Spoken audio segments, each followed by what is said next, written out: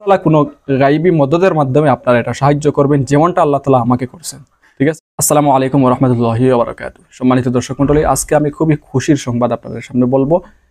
আর এটা থেকে অবশ্যই আপনারাও শিক্ষা পাবেন ইনশাআল্লাহ। আমরা সবাই শিক্ষা পাবো যে অবশ্যই অপরের উপকার করলে নিজের কোনো হাজত অবশ্যই সাধারণ কোনো হাজত নয়, অত্যন্ত বড় ধরনের একটা হাজত পূর্ণ হয়। তো হাজত কি সেটা আগে বিস্তারিত বলি, তাইলে বুঝতে পারবেন। সংক্ষেপে বলবো, সেটা হচ্ছে আমি কবুতর পালন করার জন্য এক্সট্রা একটা ঘর তৈরি করছি। ঠিক আছে? তো এটা ঘর যেহেতু কবুতরদের জন্য, তাই ওই ঘরটা নির্মাণ করার পর থেকে কবুতরের প্রতি ভালোবাসা আরও বেড়ে গেছে। বেড়ে যাওয়ার কারণে কি হয়েছে, আমি গাজীপুর থেকে গিয়ে কবুতর কিনছি, যে কবুতরগুলো দেশি কবুতর নয়। তো ওইগুলা কিনছি, ওইগুলা কিনে ওইখান থেকে গাজীপুরের তো জাম আপনারা সবাই জানেন। তো এখানে গাড়ি অনেকবার চেঞ্জ করতে হয়েছে, তারপরে গাজীপুর চৌরাস্তা আসা হয়েছে, তারপর ওইখান থেকে ঢাকায় বাসে করে।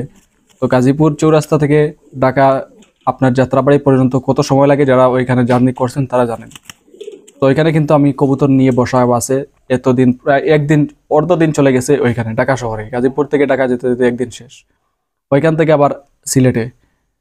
তো অনেক ঝামেলা, প্রায় 2 দিন গেছে গাড়িতে, শুধু জ্যামের কারণে। আর গাড়ির রদবদল, এখান থেকে এখানে, এখান থেকে ওইখানে। তারপরে বাইপাস এসে রিয়াল কুচ এক ধরনের বাস আসে, যেটা সবাই চড়ছেন তারা বুঝতে পারবেন, কারণ ওই 2 সিটের মাঝখান দিয়ে রাস্তা একদম ছোটো। ওইখান থেকে কেউ ওই কবুতরের খাঁচা নিয়ে ভিতরে ঢুকতে দেয় না, কেউ বলে ওইটা নিচে বক্সে দেন। আর বক্সে নিলে ওরা বক্সে ঢুকায় না, বলে মরে যাবে। এখন বক্সে ঢুকাইলে মরে যাবে, আর ওই দিক দিয়ে যাওয়া যায় না, কত সমস্যা। তারপরে আমার সর্বপ্রথম সামনের সিট আমার ছিল, কিন্তু ওই কবুতরের জন্য আমি একদম পিছনে গেছি, পিছনে গিয়ে বসছি, এত কষ্ট করে শেষ পর্যন্ত বাসায় আসছি। তো বেচারা আমাকে বলছে যে কবুতর উড়ে যাবে না। তো আমি কি করছি, আমি ঘরে ঢুকানোর আগেই ছেড়ে দিচ্ছি, যে 2 দিন তারা কষ্ট করছে পিঞ্জিরার ভিতরে, এখন ছেড়ে দিই, যেহেতু উড়ে যাবে না, নিজে চলে যাবে। ছাড়া মাত্রই 2টা শেষ, চলে গেছে। পরবর্তীতে একটা পাইছি, আর আরেকটা পাই নাই। তো যেটা পাইছি ওইটাও নাগালের বাহিরে ছিল, ওইটা আমাদের বাড়িতে থাকতো না, আরেক বাড়িতে থাকতো। কিন্তু ওইটা অনেক দামি কবুতর ছিল। ওই 2টা কবুতরের দাম হচ্ছে আপনার 3200 টাকা।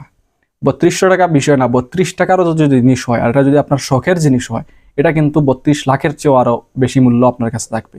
আর 32 লাখের জিনিসও যদি হয়, আপনার কাছে মূল্য থাকে না, এটা কোনো গুরুত্ব নেই।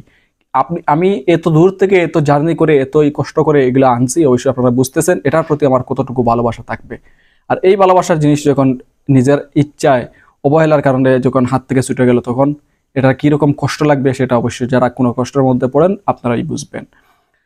পরবর্তীতে দেখা গেছে পরের দিন একটা পাওয়া যায়, কিন্তু তাকে গাছের উপরে মানুষ দেখা মাত্র দৌড় দেয়। এখন যে যেই ভালো কাজের জন্য ওইটা, ওই দিন আসরের নামাজের পরে আমাদের এখানে গ্রামের একটা ছোট এতিম ছেলে, যার হাত কেটে গেছে অনেকটা পড়ে গিয়ে। তো তারে নিয়ে ডাক্তারের কাছে যেতে হবে। আর তার চাচাতো ভাই আমাকে বলল যে আমার বাইক নিয়ে যাওয়ার জন্য, বলার সাথে সাথে আমি গেছি। যেই না আমি বের হয়েছি ওরে নিয়ে যাওয়ার জন্য, তখনই সুসংবাদ আসলো যে আমার কবুতর ধরা পড়ছে। তো পাশের বাড়ির একটা ছোট্ট মেয়ে আমার কবুতর ধরে ফেলছে।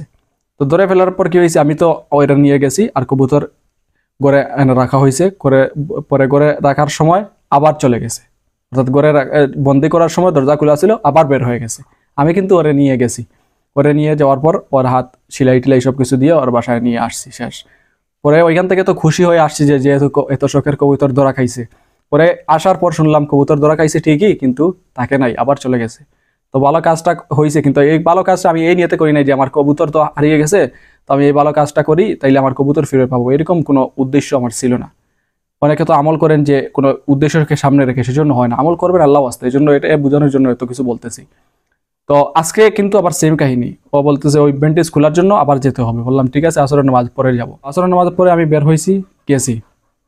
তো ওইখানে যাওয়ার পর তার বেন্টেজ খোলা হয়েছে, আসছি সন্ধ্যার পরে যখন কবুতরের ঘরে ঢুকছি, হঠাৎ দেখি ওই যে কবুতর হারিয়ে গেছে ওই কবুতর ওই আমার কবুতরের ঘরে। এই ঘর তো ওর চিনার কথা না, কারণ ওই ঘরের ধারে কাছেও ওই কবুতর যায় নাই। ওই ঘর চিনার কথা না, সে যদি যাওয়ার হইতো, ঘরে ঢোকার হইতো, তাইলে পাশের বাড়ি ঘরে ঢুকতো, কারণ একবার তো পাশের বাড়ি ঘরে থেকে ধরা খাইছে। কিন্তু দেখা গেল আমার কবুতরের ঘরে ঢুকছে, তার মানে হচ্ছে এটা অবশ্যই আল্লাহ তাআলার খুব বড় একটা সাহায্য।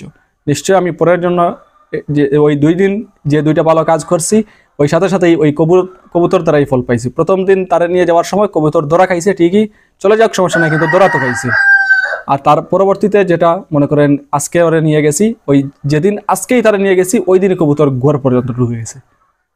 তো ওইরকম আপনিও আল্লাহ আসতে আল্লাহকে রাজি খুশি করার জন্য কোনো মানুষের কোনো কাজে লাগবেন, কোনো মানুষের কোনো উপকার করবেন, দেখবেন আপনি যেটার জন্য পেরেশানির মধ্যে আছেন, যেটার জন্য আপনি উদাসীন অবস্থায় আছেন, আল্লাহ তাআলা কোনো গাইবী মদদের মাধ্যমে আপনারা এটা সাহায্য করবেন, যেমনটা আল্লাহ তাআলা আমাকে করছেন।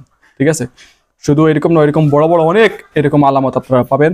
আপনারা অন্যের সাহায্য করেন, যে কোনোভাবে হোক, আপনারা কাজের মাধ্যমে হোক, কোনো আর্থের মাধ্যমে হোক, যেভাবে হোক পরের উপকারে আসেন, দেখবেন অবশ্যই আপনাদের উপকার হবে।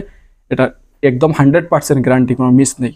ঠিক আছে, তো যাই হোক আজকে ভিডিও পর্যন্ত এটা শেয়ার করলাম, কারণ মনে অনেক আনন্দ লাগতেছে যে এত কষ্টের কবুতর কিন্তু এত কষ্ট ছাড়াই যে সে ঘরে ঢুকে গেল, এটা যে কত আনন্দের, যে এটা বলে বোঝানোর মতো নয়। তো যাই হোক, সবাই ভালো থাকুন, সুস্থ থাকুন। আসসালামু আলাইকুম ওয়া রাহমাতুল্লাহি ওয়া বারাকাতুহু।